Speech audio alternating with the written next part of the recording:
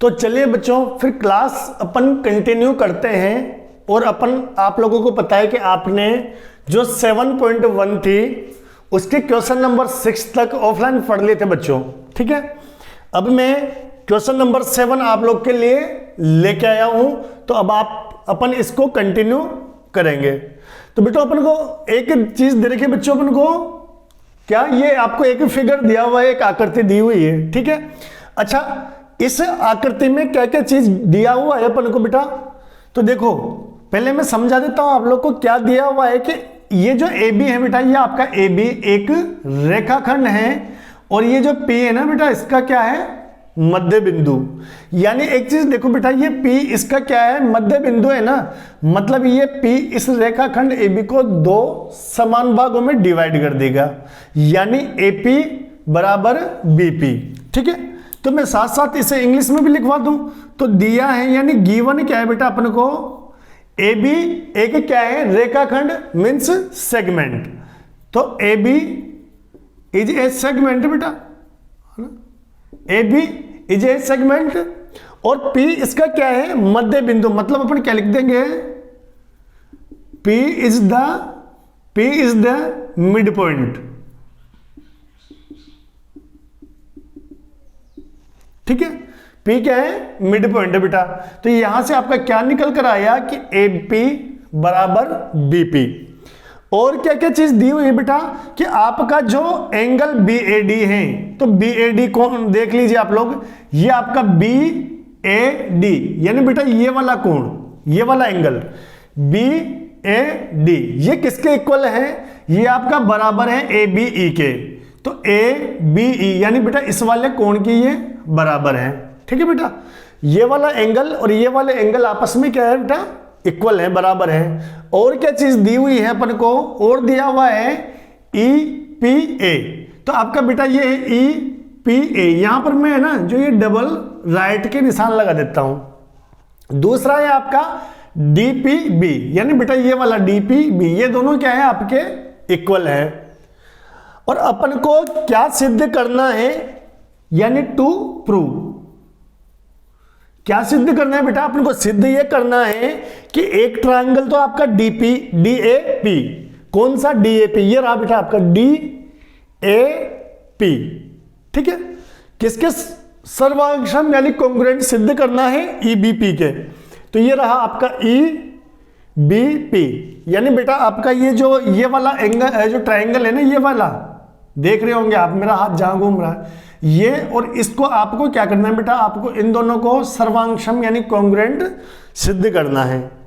दूसरा आपको क्या सिद्ध करना है बेटा इसमें कि AD किसके बराबर है बेटा, आपकी BE के, तो AD कौन सी वाली भुजा, यानी ये वाली भुजा है ना बेटा, वो BE के यानी इस वाली भुजा के बराबर, ये अपन को सिद्ध करनी है। मैंने अलग से रेड पेन से मेंशन कर दी।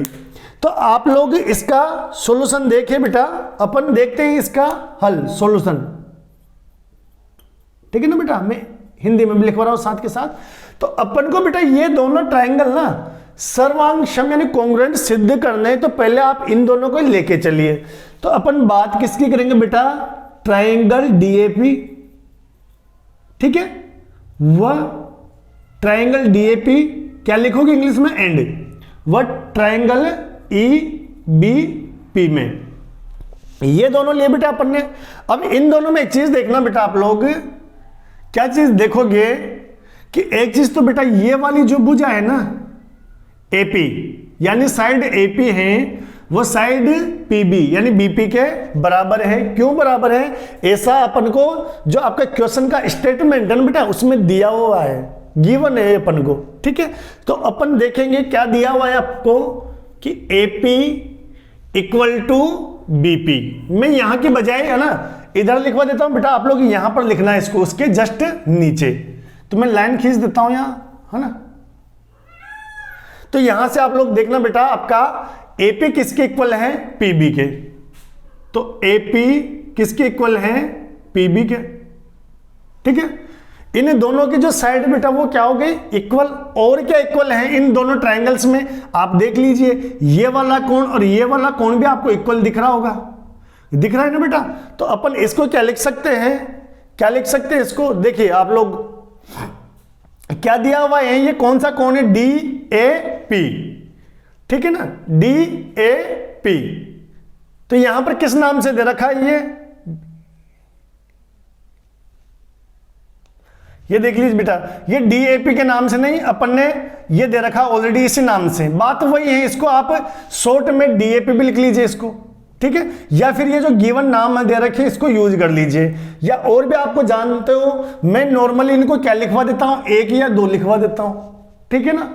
नॉर्मली अपन क्या लिखते हैं, अपन नाम दे देते हैं इनको 1 2 3 4, वो और ज्यादा बेटर लगता है। तो आप लोग इनको चाहो तो बेटा ये भी लिख सकते हो डीएपी, या यहां पर क्या दे रखा है, इसका उल्टा दे रखा है डीएपी या बीएडी, बात वही है, यही कोण आना है। तो बेटा आपका एक चीज और दे रखा है आपको कि आपका जो एंगल है बीएडी वो किसके इक्वल है, आपका एंगल एबीई के। आपका जो कोण बीएडी है वो किसके बराबर बेटा, एबीई के। तो आपको पता है बेटा, एक तो भुजा बराबर हो गई और एक कोण बराबर हो गया। अब अपन को एक कोण और बराबर करना है। तो एक चीज देखो बेटा, ये यहां से लेके यहां तक तो बराबर दे रखा है, लेकिन अपन को ये वाला भी ऐड करना है इसमें। तो यहां से देखेगा आप लोग, यहां से देखेगा तो अपन को क्या दे रखा है बेटा, अपन को ये दे रखा है कि एंगल ई पी ए।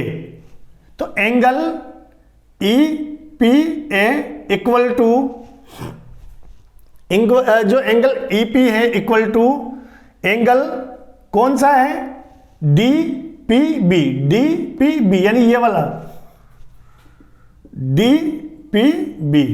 पर एक चीज देखो बेटा, आप लोग जो ट्रायंगल ये ले रहे हो इसका एंगल यहां तक जा रहा है, ये ले रहे हो इसका भी ट्रायंगल, इसका जो एंगल है ना यहां तक आ रहा है, पर अपन को तो ये इत्तू सा बराबर दे रखा है, कंप्लीट नहीं दे रखा ना बेटा। तो अपन क्या करें कि ये वाला जो एंगल है ना बेटा, कौन सा, डी पी ई या ई पी डी, इस एंगल को अपन दोनों ही साइड में बेटा जोड़ देंगे। तो अपन क्या कर रहे हैं, यहां से अपन ये कर रहे हैं बेटा, आप लोग देखना कि आपका ये जो ईपीए है, ईपीए, इसमें अपन ने ये वाला हिस्सा भी जोड़ दिया, ई पी डी। तो एंगल ई पी डी, ठीक है बेटा। ऐसे ही इधर भी अपन क्या करेंगे, इसमें भी ये जोड़ देंगे एंगल ई पी डी, किसमें, आपके डीपी बी में, एंगल डी पी बी। अब एक चीज देखना बेटा कि ये इतना सा एंगल और ये ऊपर वाला मिला के पूरा क्या बन गया, ए पी डी। तो यहां से क्या लिख देंगे अपन बेटा, angle A P D equal किसके हो जाएगा बेटा, ये हो जाएगा आपका, ये क्या बन जाएगा आपका, बी पी ई के। तो बी पी ई के, तो देखो बेटा जो अपन को लाना था वो आ चुका है, ठीक है, यानी ये दोनों कोण भी क्या हो गया आपके बराबर। तो एक चीज देख लो बेटा आप लोग, जब आप जानते हो दो ट्रायंगल की अपन बात करें, उनके अगर दो कोण यानी 2 एंगल्स और एक भुजा बराबर हो जाए तो कौन से नियम से बेटा, कौन से नियम से आप जानते हो, ASA नियम से।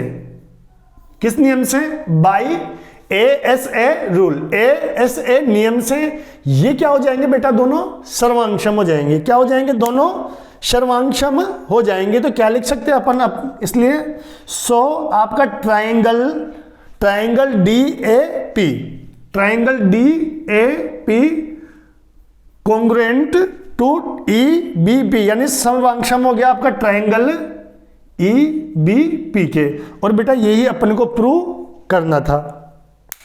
सेकंड है बेटा आपका इसमें क्या सेकंड है, क्या है सेकंड ये है कि आपको AD बराबर BE सिद्ध करना है, आपको सिद्ध करना है, प्रूव करना है बेटा कि आपकी भुजाएं ने ये AD वो इस BE के इक्वल है। और मैंने आप लोग को बता रखा है कि बच्चों जब दो जो आपके ट्रायंगल हैं अगर वो सर्वांगसम यानी कॉन्ग्रुएंट सिद्ध हो जाए ना, तो उनकी जो रिमेनिंग जो भुजाएं हो यानी साइड्स हो, रिमेनिंग साइड हो, रिमेनिंग एंगल्स हो, जो सभी शेष भुजा और कोण होते हैं वो भी आपस में क्या हो जाते हैं, वो अपने आप ही ऑटोमेटिकली क्या हो जाते हैं बेटा, बराबर हो जाते हैं। तो अपन ये भी लिख सकते हैं, क्या लिख सकते हैं, इंप्लाइज, इसका मतलब होता है सो आपका ये भी हो जाएगा बेटा AD इक्वल टू BE, ये भी आपका साथ के साथ ही प्रूव हो गया।